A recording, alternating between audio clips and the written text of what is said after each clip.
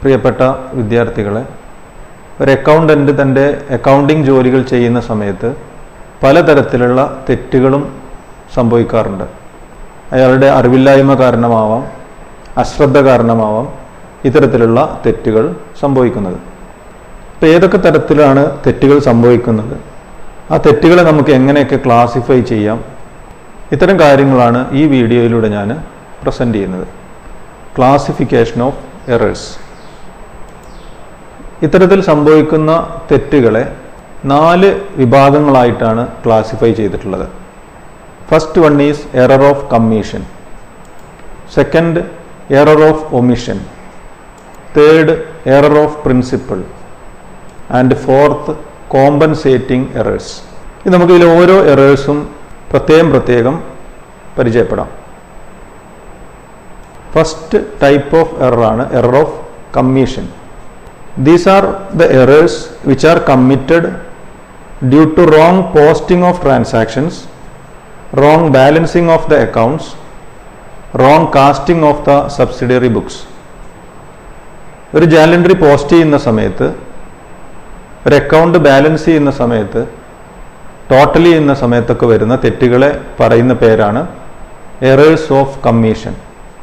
Errors of കമ്മീഷനിൽ വരാവുന്ന തെറ്റുകൾ എന്തൊക്കെയാണെന്ന് നമുക്ക് ഒന്ന് പരിശോധിക്കാം. മുകളിൽ ജേണലും താഴെ ഒരു ക്യാഷ് അക്കൗണ്ടും ഡിസ്പ്ലേ ചെയ്തിട്ടുണ്ട്. ജേണലിൽ ഒരു ജേണൽ എൻട്രി എഴുതിയിട്ടുണ്ട്. 1st July 2017 cash account debtor to Sunil account ₹15,000. ഇത് പോസ്റ്റ് ചെയ്യുന്ന സമയത്ത് ക്യാഷ് അക്കൗണ്ടിൻ്റെ ഡെബിറ്റ് സൈഡിലേക്കും സുനിൽ അക്കൗണ്ടിൻ്റെ ക്രെഡിറ്റ് സൈഡിലേക്കുമാണ് പോസ്റ്റ് ചെയ്യേണ്ടത്.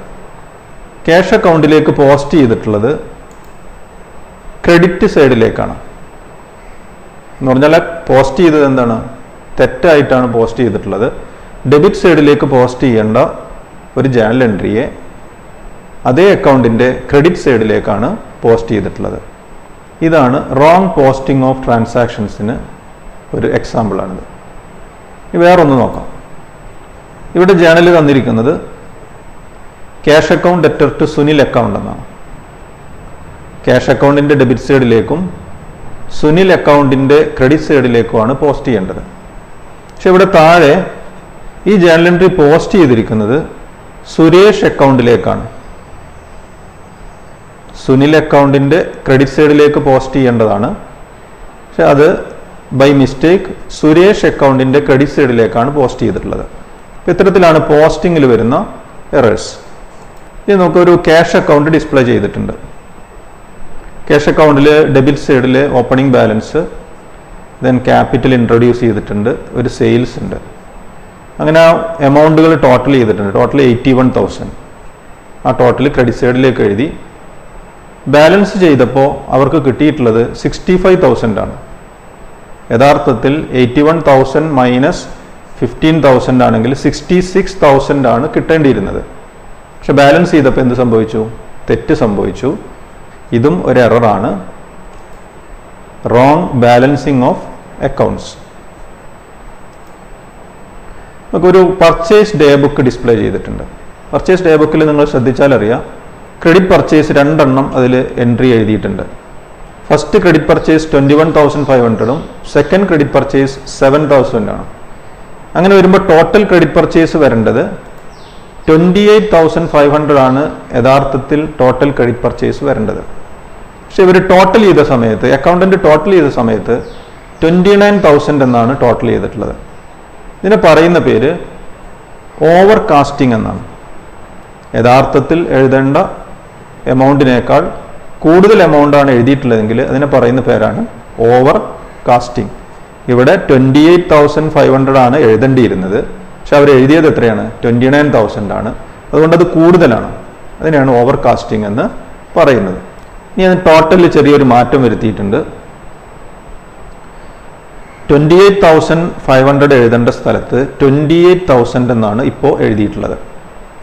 ഇതും ഒരു എററാണ്. യഥാർത്ഥത്തിൽ എഴുതേണ്ടതിനേക്കാളും ചെറിയ എമൗണ്ട് ആണ്, അല്ലെങ്കിൽ കുറഞ്ഞ എമൗണ്ട് ആണ് ഇവിടെ ടോട്ടലായിട്ട് എഴുതിയിട്ടുള്ളത്. ഇതിന് പറയുന്ന പേരാണ് അണ്ടർ കാസ്റ്റിംഗ് ആണ്. അപ്പോൾ ടോട്ടൽ ചെയ്യുന്ന സമയത്ത് വരുന്ന തെറ്റുകൾ പറയുന്ന പേരാണ്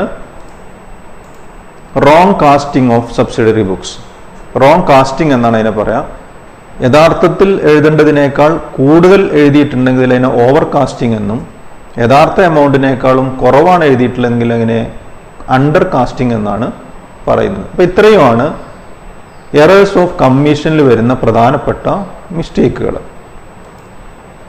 രണ്ടാമത്തെ ടൈപ്പ് ഓഫ് എറർ ആണ് എറേഴ്സ് ഓഫ് ഒമിഷൻ.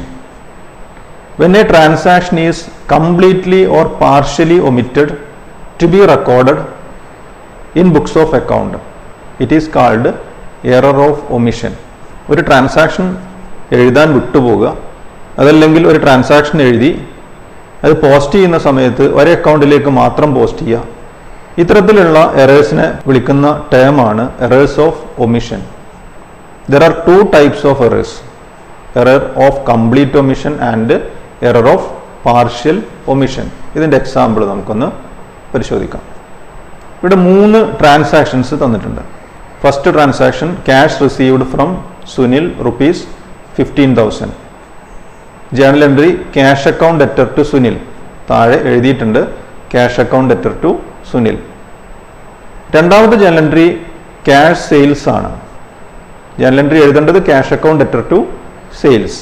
പക്ഷെ ഈ ജേണൽ എൻട്രി ഇവിടെ അവർ എഴുതിയിട്ടില്ല. പകരം മൂന്നാമത്തെ ജേണൽ എൻട്രി പെയ്ഡ് സാലറി എന്നാണ്. ജേണൽ എൻട്രി വരേണ്ടത് salary account debtor to cash, അത് അവർ എഴുതിയിട്ടുണ്ട്. അപ്പോൾ 3 ജേണൽ എൻട്രികൾ കണ്ടിന്യൂസ് ആയിട്ട് എഴുതേണ്ട സ്ഥലത്ത് ഒന്നാമത്തെ ജേണൽ എൻട്രി എഴുതി, രണ്ടാമത്തെ ജേണൽ എൻട്രി എഴുതാൻ അവർ വിട്ടുപോയി. ദെൻ അതിനുശേഷമുള്ള ജേണൽ എൻട്രികളൊക്കെ അവർ എഴുതിയിട്ടുണ്ട്. ഇതിന് പറയുന്ന പേരാണ് എറർ ഓഫ് കംപ്ലീറ്റ് ഒമിഷൻ. ഒരു ട്രാൻസാക്ഷൻ മുഴുവനായും എഴുതാൻ വിട്ടുപോയി കഴിഞ്ഞാൽ അതിനെ വിളിക്കുന്നതാണ് എറർ ഓഫ് കംപ്ലീറ്റ് ഒമിഷൻ. അടുത്ത ഒരു എക്സാമ്പിൾ നോക്കാം. 3 ട്രാൻസാക്ഷൻസ് ഇവിടെ ഡിസ്പ്ലേ ചെയ്തിട്ടുണ്ട്. അതിൻ്റെ താഴെ ഒരു ക്യാഷ് ബുക്കും ഡിസ്പ്ലേ ചെയ്തിട്ടുണ്ട്. ഒന്നാമത്തെ transaction cash received from Sunil 15,000. Receipt ആണ്. ക്യാഷ് ബുക്കിൻ്റെ ഡെബിറ്റ് സൈഡിലാണ് എഴുതേണ്ടത്. ഓപ്പണിംഗ് ബാലൻസ് ഇവിടെ എഴുതിയിട്ടുണ്ട്. അതിൻ്റെ താഴെ റെസിപ്റ്റ് സൈഡിൽ സുനിൽ അക്കൗണ്ട് 15,000 കൃത്യമായി രേഖപ്പെടുത്തിയിട്ടുണ്ട്. രണ്ടാമത്തെ transaction cash account debtor to sales എന്നാണ്. ക്യാഷ് സെയിൽസിൻ്റെ ജേണൽ എൻട്രി വരുന്നത് cash account debtor to sales, അതും റെസിപ്റ്റ് ആണ്.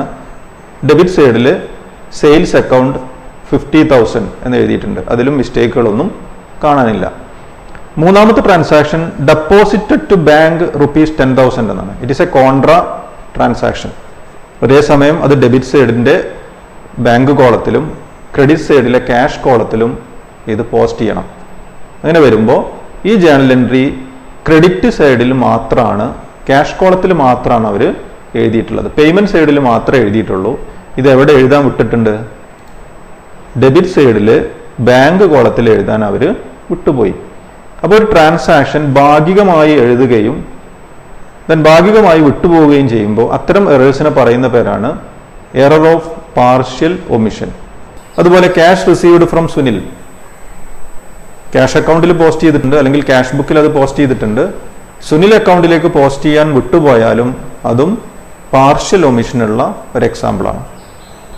തേർഡ് എറർ ടൈപ്പാണ് errors of principle. If the accounting principles are violated in recording transactions, it is known as errors of principle. ഒരു transaction രേഖപ്പെടുത്തുന്ന സമയത്ത് accounting principle violate ചെയ്യുകയാണെങ്കിൽ അതിന് പറയുന്ന പേരാണ് എറേഴ്സ് ഓഫ് പ്രിൻസിപ്പിൾ. ഒരു എക്സാമ്പിൾ നമുക്ക് പരിശോധിക്കാം. ഇവിടെ 2 ട്രാൻസാക്ഷൻസ് ഡിസ്പ്ലേ ചെയ്തിട്ടുണ്ട്. First transaction purchased machinery for cash ₹75,000. അതിനവർ എഴുതിയിട്ടുള്ള journal entry purchases account debtor to cash account എന്നാണ്. എമൗണ്ട് 75,000. ഫിക്സഡ് അസറ്റ് പർച്ചേസ് ചെയ്ത് കഴിഞ്ഞാൽ ഡെബിറ്റ് ചെയ്യേണ്ടത് ഫിക്സഡ് അസറ്റിനെയാണ് ഡെബിറ്റ് ചെയ്യേണ്ടത്. അങ്ങനെയാണെങ്കിൽ പർച്ചേസസ് അക്കൗണ്ട് എന്ന് എഴുതിയത് തെറ്റാണ്. പകരം അവിടെ എഴുതേണ്ടിയിരുന്നത് മെഷീനറി അക്കൗണ്ട് എന്നാണ്. ഇതൊരു എറർ ഓഫ് പ്രിൻസിപ്പിളാണ്. രണ്ടാമത്തെ ട്രാൻസാക്ഷൻ നോക്കാം. Machinery repairing expenses ₹100. Machinery repair ചെയ്തു, അതിന് എക്സ്പെൻസ് വന്നത് ₹100 ആണ്. അവർ എഴുതിയിട്ടുള്ള journal entry machinery account debtor to cash എന്നാണ്. യഥാർത്ഥത്തിൽ റിപ്പയറിംഗ് എക്സ്പെൻസ് വരുമ്പോൾ ജേണൽ എൻട്രി എഴുതേണ്ടത് repairs account debtor to cash എന്നാണ്. എക്സ്പെൻസ് ആയിട്ടുള്ള റിപ്പയേഴ്സ് ആണ് ഡെബിറ്റ് ചെയ്യേണ്ടത്. പക്ഷെ അവർ ഡെബിറ്റ് ചെയ്തിട്ടുള്ളത് മെഷീനറി അക്കൗണ്ട് ആയിട്ടുള്ള ഫിക്സഡ് അസറ്റ് ആണ്. അപ്പോൾ ഇത്തരം എറേഴ്സിനെയാണ് എറേഴ്സ് ഓഫ് പ്രിൻസിപ്പിൾ എന്ന് പറയുന്നത്. ദെൻ നാലാമത്തെ ടൈപ്പ് ഓഫ് എറർ ആണ് compensating errors. Compensating errors refers to a group of errors wherein the effect of one error is compensated by the effect of another error. ഇവിടെ ഒന്നിലധികം errors വരുന്നുണ്ട്. അതിൽ ഒരു തെറ്റ് മറ്റൊരു തെറ്റ് കൊണ്ട് പരിഹരിക്കപ്പെടണം. അത്തരം എറേഴ്സിനെ പറയുന്ന പേരാണ് കോമ്പൻസേറ്റിംഗ് എറേഴ്സ്. ഇതിനൊരു എക്സാമ്പിൾ നമുക്ക് നോക്കാം. ഇവിടെ രണ്ട് ട്രാൻസാക്ഷൻസ് ഡിസ്പ്ലേ ചെയ്തിട്ടുണ്ട്. First transaction paid rent rupees 10,500. Second transaction paid salary rupees 5,000. First ട്രാൻസാക്ഷൻ്റെ ജേണൽ എൻട്രി വരുന്നത് റെന്റ് അക്കൗണ്ട് അറ്റർ ടു ക്യാഷ് എന്നാണ്. ജേണൽ എൻട്രി എഴുതിയിട്ടുണ്ട് റെന്റ് അക്കൗണ്ട് അറ്റർ ടു ക്യാഷ്. എമൗണ്ട് 10,500 ആണ്. പക്ഷേ ഇവിടെ എഴുതിയിരിക്കുന്നത് 10,000 ആണ്. യഥാർത്ഥത്തിൽ എഴുതേണ്ടതിനേക്കാളും 500 രൂപ എക്സ്പെൻസ് കുറഞ്ഞുപോയി. രണ്ടാമത്തെ ട്രാൻസാക്ഷൻ സാലറി അക്കൗണ്ട് അറ്റർ ടു ക്യാഷ് എഴുതിയിട്ടുണ്ട് സാലറി അക്കൗണ്ട് അറ്റർ ടു ക്യാഷ്. എമൗണ്ട് 5,000 ആണ് യഥാർത്ഥത്തിലുള്ള എമൗണ്ട്, എഴുതിയപ്പോൾ 5,500 എന്നായി. ഇവിടെ നോക്കാം, റെന്റ് എന്ന് പറയുന്ന എക്സ്പെൻസ് യഥാർത്ഥത്തിൽ എഴുതേണ്ടതിനേക്കാളും 500 രൂപ കുറച്ച് എഴുതിപ്പോയി. സാലറി എന്ന് പറയുന്ന എക്സ്പെൻസ് യഥാർത്ഥത്തിൽ എഴുതേണ്ടതിനേക്കാളും 500 രൂപ കൂടിപ്പോയി. There is A group of errors, one error compensating the other error. ഇത്തരത്തിലുള്ള എറേഴ്സിനെ പറയുന്ന പേരാണ് കോമ്പൻസേറ്റിംഗ് എറർ. ഇത്തരത്തിലുള്ള 4 എറേഴ്സാണ് നമുക്ക് പഠിക്കാനുള്ളത്. Errors of commission, errors of omission, errors of principle and compensating errors.